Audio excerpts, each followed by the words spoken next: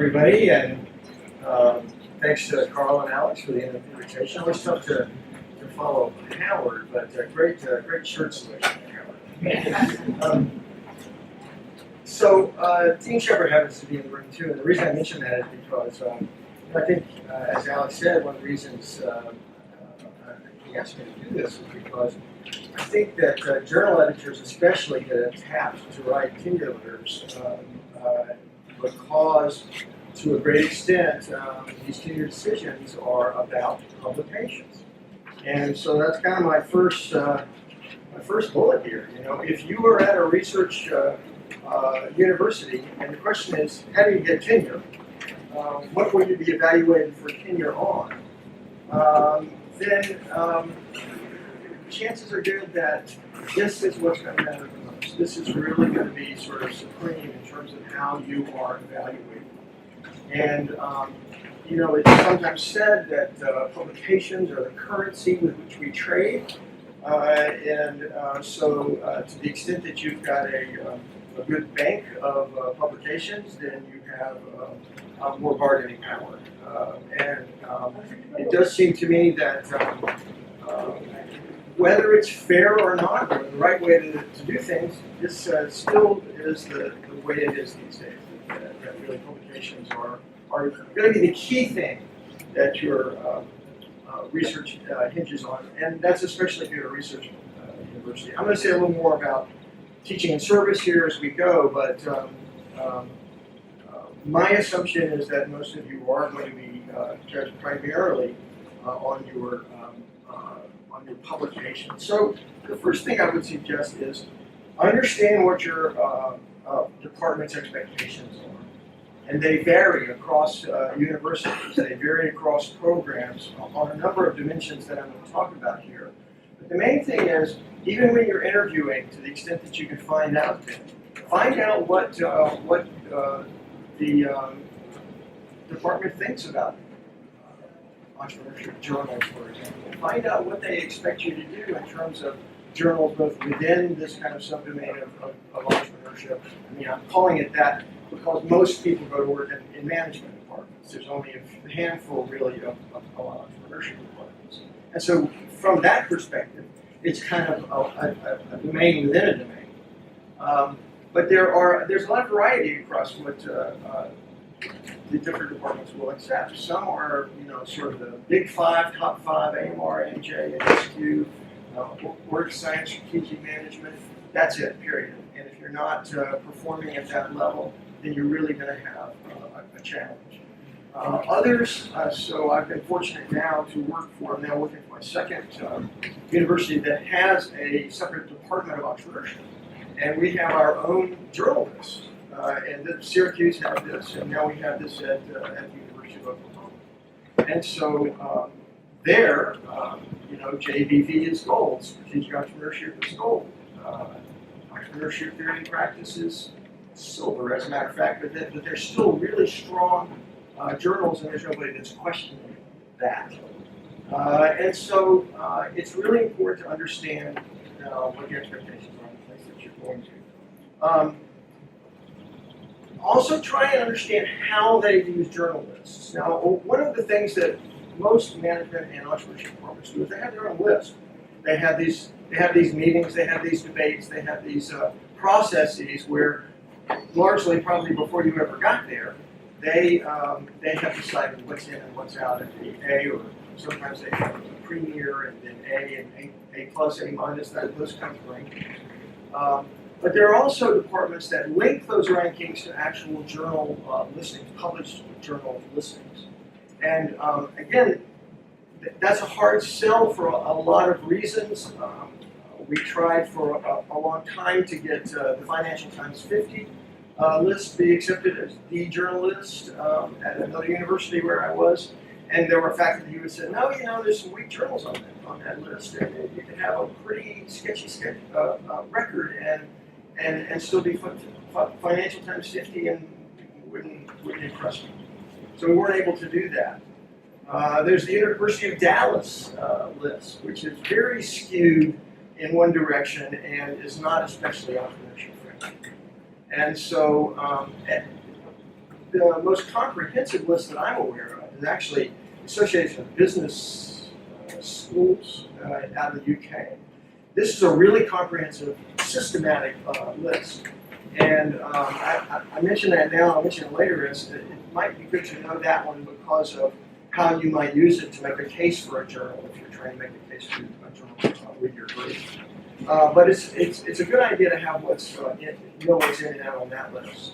As you can imagine, as a co-editor of Strategic Entrepreneurship Journal, a couple of years ago when SEJ got added to the Financial Times 50 list, it was a very, very good day for us.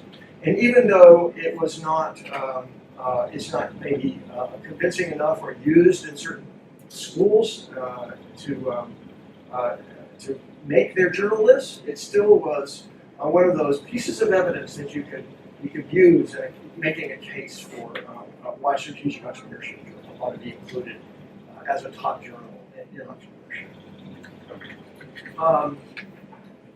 Is the journal list linked to a published list? So that really is the point I was just making, is that you may need to know the extent to which your list at your school is linked to one of those published lists. And then another thing with regard to publications is have some sense of what their expectations are with regard to quantity and quality, right? So there is, I think a sort of a standard rule of thumb is one top quality publication per year. That may not be enough at your university. It's hard to believe that that would be more than enough at most universities. I can tell you I'm familiar with a couple of tenure cases where in 6 years the person had 5 publications, right? And in general you might think off the top, that's sketchy, that's not going to make it. But if I told you it was 2 AMJs, an SMJ, a JVV, and a Journal of Management, right? Would you say, well, that's right at the edge. So there were other factors that would help someone in that situation maybe be persuasive of us, especially if you're not articles. In other cases, I've known situations where people had 20 publics after 6 years, but they were typically not very strong quality publications. And so, a case could be made that they were productive, but they weren't publishing at a high level, had not demonstrated that they could publish at a high level. And so it's a good idea to get a sense of what sort of quantity expectations, perhaps the minimum quantity expectations. And so this is another thing to keep in mind. But really the more important issue is probably the quality expectations. And those two are often in balance. Those are often sort of, well, if you have a dozen articles and a few of them are JBV, SEJ, and maybe you've got one home run that's widely respected in management, like management science or SMJ, then you might be in good enough shape. So honestly, it's this idea of lists as a criteria for making tenure decisions. It's controversial. It causes a lot of heartburn. It's debated a ton. And maybe isn't the best way to go about making a decision about whether the tenure is. But it's the way it typically is done, and I would suggest that you find out from people you're interviewing, colleagues, if you think the system is at least fair. If you think that it's sort of meted out in a fair way across different cases, then I think that's the best you can hope for in some of these situations. And once you know that, and then you can get an idea of what the expectations are, then you will be able to have a pretty good sense of what it is you're going to have to do in order to get tenure based at least on publications. Finally, find out how the department feels about other refereed publications. So one of the things that I have kept an eye on, and sometimes I refer to when I'm writing a tenure letter, if there isn't, maybe a strong quantity, or maybe there's something that they haven't done well in terms of the numbers of top quality publications. I will watch for things like publications in the best paper proceedings of the Academy of Management and publications in Frontiers of Entrepreneurship Research. Because both of these are sort of double review processes, right? You go through and your paper is selected for the conference and then it's selected again for the proceedings. And in the case of the Academy of Management, it's something like only 10% of the papers that are accepted to be presented at the Academy are then subsequently presented to be included in the Academy of Management proceedings. And so this is like a 10% selection, so it's not as good as a journal, but it's on par. Likewise, Frontiers of Entrepreneurship Research that comes out of the Babson Conference. I've always made the case, and been with folks who've made the case that these were book chapters, and that they were blind reviewed book chapters, and that they therefore sort of had a higher. They were certainly higher than proceedings, and because they were blind reviewed, they were also considered to be referee publications. And so I sometimes include a little note that says, you know, if you look at this record in terms of just journal articles, their count is a little weak. But if you add in these two of these and two of these, it brings the count up to a very satisfactory. That doesn't work everywhere. That will depend again on the school. A lot of this will depend on what school you're at. So those are things that I think you need to be aware of. Again, I know that this is it's sort of nerve-wracking in a way, trying to think about getting tenure, trying to think about publishing at these high levels, and especially if you haven't done this before. But I do think that these are the kinds of things that are going to matter. There's a few things, there are other publication-related factors that you might need to think about. One of them is authorship. And so the thing I would ask you to consider there is, can you crank out a solo author paper? Now, I say that, let me quickly add, I went up for tenure and did not have anything but one solo author book chapter. And as it turns out, it didn't really matter at my school. I was told along the way that it would matter, but I had enough senior author papers where I was the first author, that sort of compensated for the fact that I didn't have a solo author. This is another thing that you need to ask your committee about. Familiar with what the expectations are in the school where you land. Do they expect you to have a solo author paper? So you need to do something about that, take steps about that. And then another thing is, what is your contribution to any given research project? Again, this varies across schools. I've been in places where, you know, if you had an AMJ and you were fourth author, it just didn't matter unless you were never anything other than fourth or fifth author. Then that mattered. But I've also been in places where the preparation of the tenure materials had to include a thing where you identified the percentage contribution of each author, right? And how and this mattered in terms of, you know, were you doing a contribution that warranted your placement at this author order, right? So because sometimes senior faculty will say, you know, let the new guy go first because they can use it. And so then, you know, schools will unpack that and say, hey, wait, you know, did you really do all the work, or was this something that you were really gifted, or did you get a free ride here? So it's another one of those things that you might just think about this as you work on a piece on an article, is to be able to account 3 years from now, 5 years from now, about what your percentage contribution was. And I know some guys, I'm working with some guys who have been working on an article that has the author order has changed kind of up and down a few times as different people make different contributions. Somebody stepped in and said, okay, I'm going to take this and I'm going to work on it, and as a result of all the work they did, the author order changed. That can be uncomfortable at times to move the author order around, but it really should reflect the work that's done. And so this is another one of those things to think about, and something that you might get asked about. Ask this of the colleagues that you're looking at or thinking of. To what extent does the order of authorship matter? Another thing is research focus, and I think this is a particularly important one, and that is, are you developing a reputation as an expert in the or are you sort of working on whatever project comes along?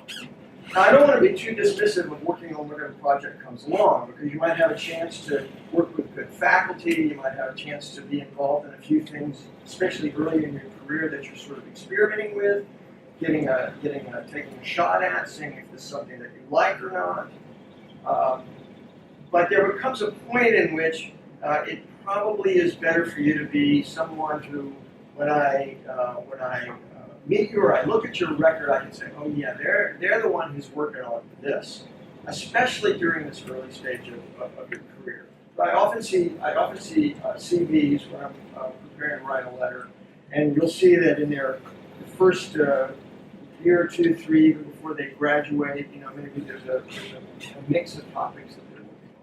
But then all of a sudden you sort of see they get into everything is along a certain line. I mean, obviously, entrepreneurial orientation is one of the ones that I see, and I do reviews about. Have they written just one of these, two of these, and they've written two or three about other things? Well, then one of the things I typically account for in a tenure letter is the number of different themes that they're known for, the things that they're building reputation around, the things that they're considered an expert in.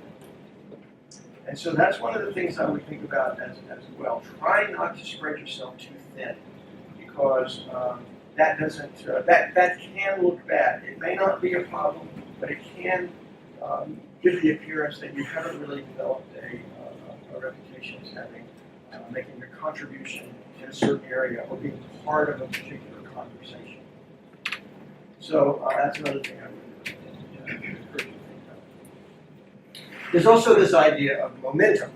So ideally, you'll have sort of a nice spread of articles throughout the 6 or 7 or 8 years, whatever it is, between when you got your PhD and when you go on. But if that doesn't happen, again, it's not a killer. It's not a deal breaker by itself. But every once in a while, you'll see a record, and it'll be like, 2009, 2010, 2011, 2014, 2015, 2000.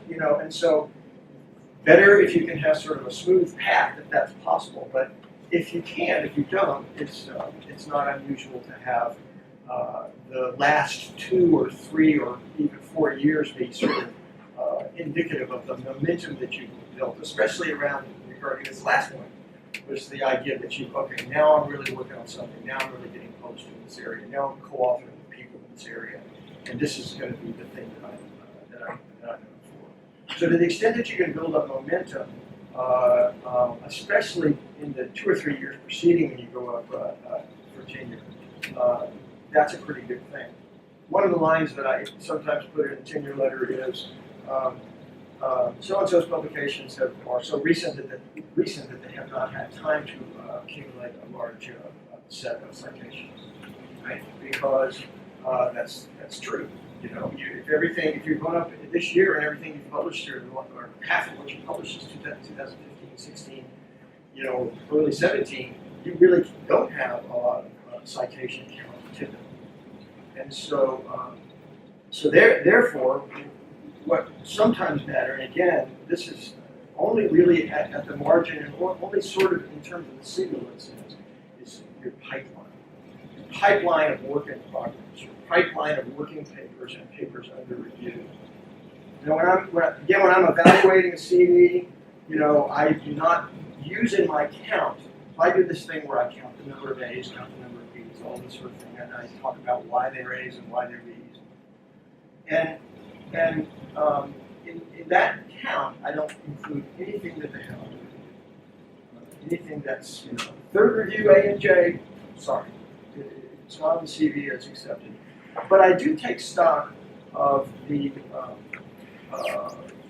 pipeline, the amount of work that's in there, if I'm trying to make a comment about their future prospects as publishers. Someone who looks as if after they get tenure, you're going to continue this path of productivity. And so it's often good to be able to demonstrate that you have a pipeline of work in progress. And it's linked to this idea of momentum. So let me go to teaching and service. And first of all, so are you a 60-30-10 school or a 40-40-20 school? Now, if you don't know what that means, that is the emphasis in your program 60% research, 30% teaching, and 10% service, right? Or is it 40% teaching and 40% research and 20% service? So there may be other models. I know there are schools where you actually negotiate what your percentages are going to be. But this actually can make a difference, as you can see, in how your case is evaluated. So, for example, when I first got my job, and got at the university where I got tenure, it was a 60-30-10.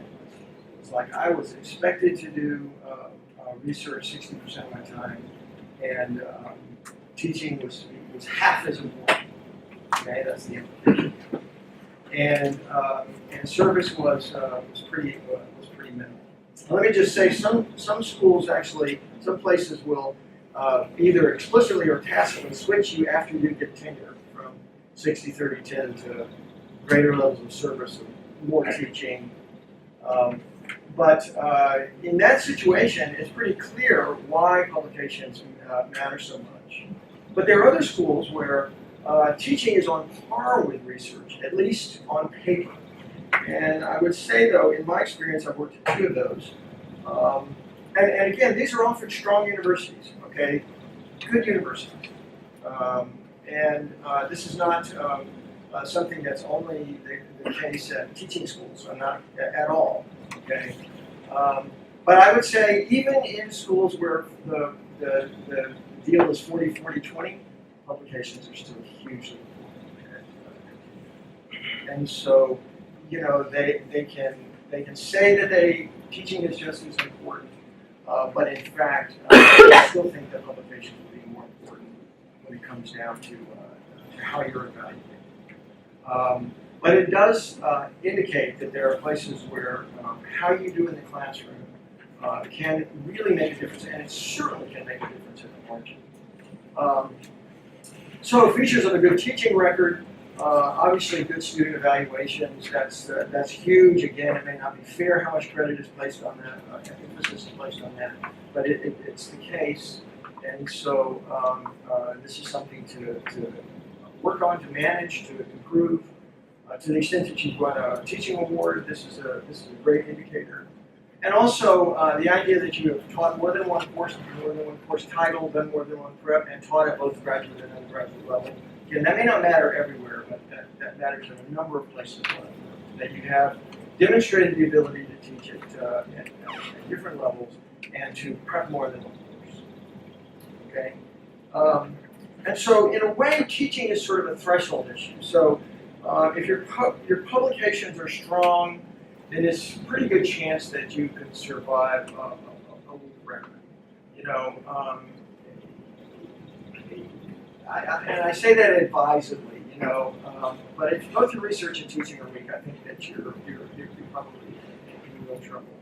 I mean, having said that, if your teaching really sucks, then you could have a problem, right? If you are really just ineffective in the classroom, if you just cannot reach the mean of the college that you teach in, like effort, or if you're typically the subject of complaints.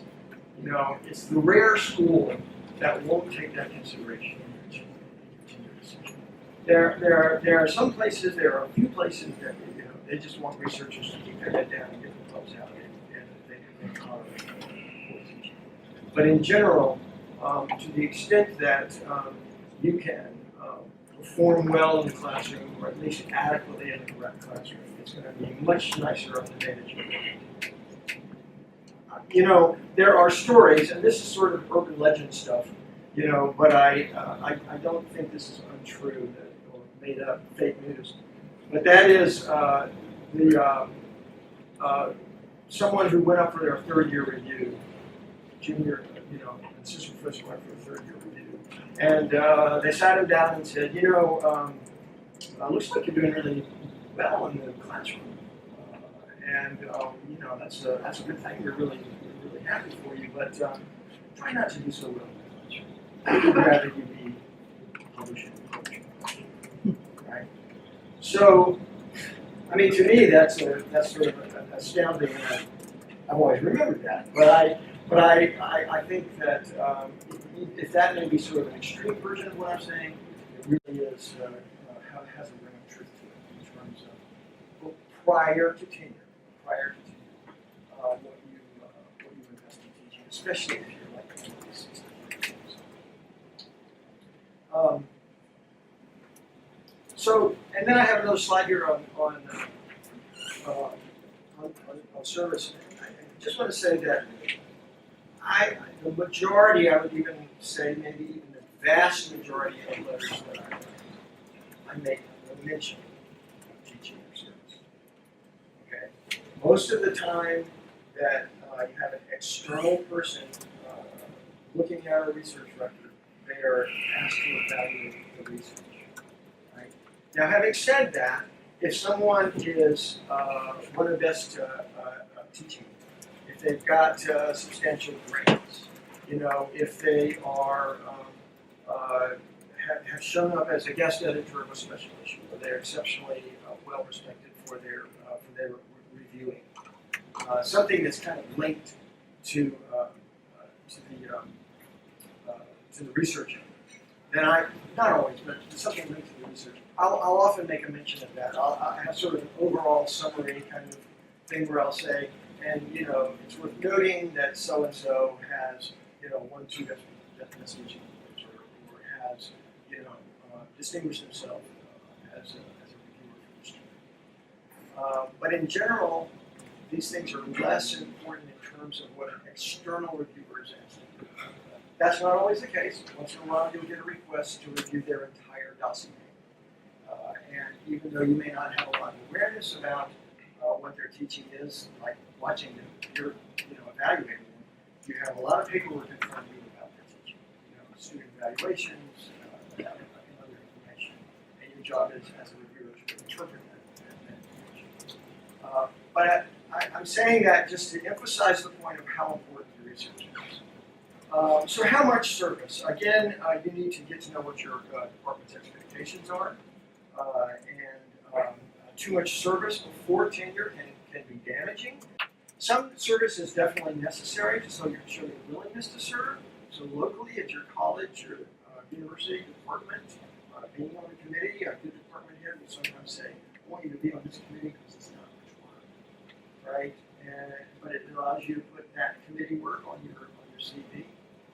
I would also say it's good to be involved professionally. So again, I'm not talking about organizing events and conferences, but I'm primarily talking about reviewing. I'm talking about get involved in reviewing. And I would even say, and again, I'd be interested in the other senior folks in the room, I think in going up for tenure, I would err on the side of too little service because of how much it matters. And again, this is hard for me to say because I'm kind of a service-oriented guy, but I think in terms of pre-tenure, this is probably the way to think about it. And I would also err on the side of service to the professional. That is, I would lean towards service to the professional. To the extent that you have the option, do some reviewing, right? Get yourself in front of editors as a ad hoc reviewer, and maybe even try to get on an editorial review board, maybe even get a best reviewer award, even if it's just from the academy, because that really looks pretty good to an outside evaluator of a research record, right? And if it doesn't work out or later in your career, that kind of involvement in the professional community, this community, will help you as well. So just one more thing, and that is I've gotten to get the high five from Alex, and that is this. Remember that the tenure decision is selecting a colleague for life, deciding on someone who might never leave, right? Someone you want to be with. And I've heard some interesting stories about people thinking through candidates in terms of this. It's kind of like, and so, there really is many ways, there's no substitute for being thoughtful, and I mean that in a scholarly way as well as just in a human way, and also respectful, congenial, and then all of the universities have sort of organizational citizenship requirements, so to speak, or expectations. Good colleagues is